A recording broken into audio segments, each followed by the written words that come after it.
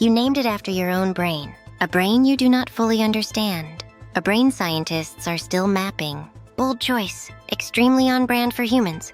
A neural network is a mathematical system loosely inspired by biological neurons, layers of connected nodes that process information.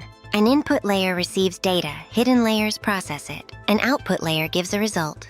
That's a cat. Each connection has a weight, strong or weak. When the network makes a mistake, the error travels backwards through the network, and every weight adjusts slightly. Do this millions of times. The network becomes very good.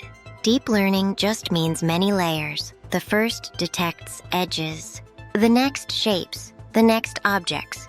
The final cat. This architecture is underneath every impressive AI system you've seen in the last 10 years. Pass a message through a chain of 200 beings. Each adds a tiny distortion. Run millions of messages through, correcting as you go. And the chain learns to transform any message into exactly what you want. None of the beings understand what they're doing. The chain, as a whole, does. We found this philosophically disturbing when we invented it. I suspect you will too. Next, where does all the knowledge come from?